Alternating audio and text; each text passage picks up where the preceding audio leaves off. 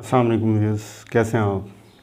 काफ़ी दिनों बाद ये सेशन हम कर रहे हैं और इस सेशन का नाम मैंने stock market is not for everyone इसलिए रखा है कि लोग कुछ समझें बात को बग़ैर अपना ईगो का इशू बनाए। Because a lot of people think that they can do everything और खामखा ईगो का इशू बनाते हैं। अब मैं सिंपल वर्ड्स में उन लोगों को कह रहा हूँ कि स्टॉक मार्केट की बजाय आप प्रॉपर्टी या कहीं और देखना स्टार्ट करें। जिन लोगों के पास टाइम नहीं है और जो लोग एक वीडियो देखी किसी की, जैसे मेरी देखी या किसी और की देखी, या किसी की फेसबुक पोस्ट पढ़ी, फ़लाँ शेयर ऊपर जाएगा नीचे जाएगा, इसमें बड़ा ग्रोथ है, बड़ा प्रोस्पेक्ट है, कंपनी के ऑपरेशंस भी नहीं पता होते बहुत से लोगों को, और वो इन्वेस्ट कर देते हैं। और स्टॉक मार्केट में तो इतनी अनसर्टेनिटी होती है कि जो मार्केट में काफ़ी लोगों ऐसे हैं, काफ़ी लोगों को मैं जानता हूँ जो कई सालों से काम कर रहे हैं, उनको भी कभी ना कभी लॉस हो जाता है। भले कम होता है क्योंकि रिसर्च करते हैं काफ़ी, लेकिन हो जाता है। और मार्केट तो एक न्यूज़ बेस्ड भी थोड़ी सी पुल होती है मार्केट में, तो ऐसी न्यूज़ भी आ जाती हैं, पॉलिटिकल अनसर्टेनिटी हो जाती है। अभी खुदा न खास्ता कोविड की सेकंड न्यूज़ आए, सारे टेक्निकल फंडामेंटल्स हर चीज़ साइड पे पड़ी होगी, मार्केट नीचे आ जाएगी। फिर ऐसे लोग जिनको मैं मशवरा दे रहा हूँ कि कहीं और इन्वेस्ट करें या कम से कम कुछ पोर्शन कहीं और पे डाल दें, तो वो लोग फिर हमें बैठे होंगे, आपने तो कहा था इतने पे चली जाएगी, आपने कहा था इतने पे चली जाएगी। तो आपके पास अगर टाइम नहीं है तो ना आप अपनी एनर्जी वेस्ट करें, ना दूसरों की एनर्जी वेस्ट करें, लुक समवेयर एल्स। बात को भी उनका माइंड एक्सेप्ट नहीं करता कि कैसे डिफरेंट चीज़ें मार्केट को ऊपर या नीचे लेके जा सकती हैं।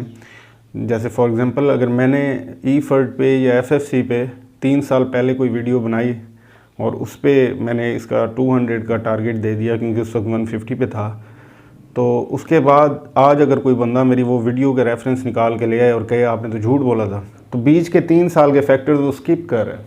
और ये फैक्टर्स वो होते हैं जिन पे आपने खुद ने नज़र रखनी होती है, अपने एस्टिमेट्स खुद बनाने होते हैं।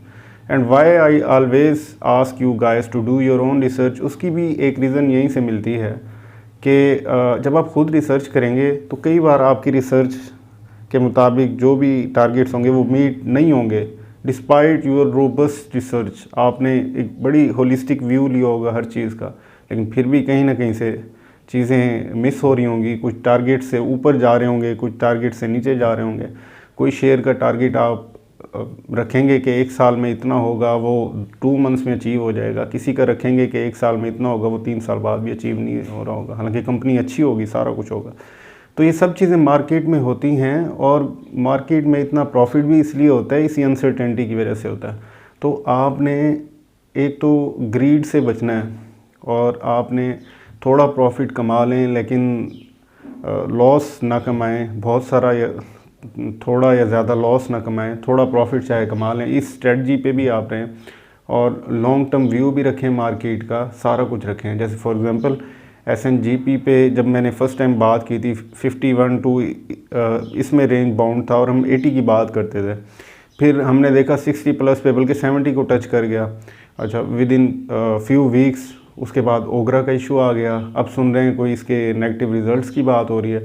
तो ये सब चीज़ों पे नज़र रखनी होती है। ऐसे ही अगर आप वीडियोस देख के और या फेसबुक पोस्ट किसी की पढ़ के या टेलीग्राम पे देख के आप कुछ बाय करेंगे और आपकी अपनी रिसर्च भी नहीं होगी, फिर लॉस उठाएंगे, एंड पे गैम्बल लगेगा आपको मार्केट, जबकि मार्केट बिल्कुल गैम्बल नहीं है। और इसके लिए एक और चीज़ ज़रूरी है, आप अपना टैलेंट पहचानें। अगर आपके पास टाइम है, you are good with research, और आपको लगता है कि आप मार्केट में लॉस भी बेयर करने की आपकी कैपेसिटी है और रोना धोना आपको नहीं मसला इतना लॉस होने की सूरत में, फिर आप मार्केट में रहें। इससे अच्छी शायद बिज़नेस भी कोई ना हो। लेकिन अगर आपको अपना पता है कि आप नहीं लॉस बेयर कर सकते, आपकी चीखें निकल जाती हैं, then go fix your deposit in the bank. और इसमें कोई शेम की बात नहीं, हर बंदे की पॉजिटिव्स और नेगेटिव्स होती हैं। जैसे एक बिलियनियर हैं यूनाइटेड स्टेट्स के, मार्क क्यूबिन, तो उसके एक और भाई है, वो भी he is doing really good in life. लेकिन जो तीसरा है उसे पता है, वो ओपनली, पिछले दिनों में उसका इंटरव्यू पढ़ रहा था, वो ओपनली कह रहा था कि मुझे पता था मैं ये चीज़ें नहीं कर सकता और मैं इनसे अच्छा रेस्टोरेंट चला सकता हूँ, तो मैं उस साइड पे चला गया। तो ये कोई हमारे जैसा होता तो वो तो ज़िद बना लेता कि हम दोनों ने मार्केट में बड़ा अच्छा किया तो मैं भी उस साइड पे आऊँ, मैं क्यों नहीं कर सकता। लेकिन ये चीज़ें आपको बहरहाल माइंड में रखनी होती हैं, ख़ुद को पहचानना होता है, अपना टैलेंट देखना होता है। और ये ख़ास तौर पे ये सेशन ऐसे टाइम पे रखने का मकसद भी यही था कि मार्केट अभी एक दिन 2 दिन पॉजिटिव होती है, फिर नेगेटिव होती है, कोई ट्रिगर की तलाश में कोई ट्रिगर पॉजिटिव या नेगेटिव मिल नहीं रहा, इसलिए रेंज बाउंड है।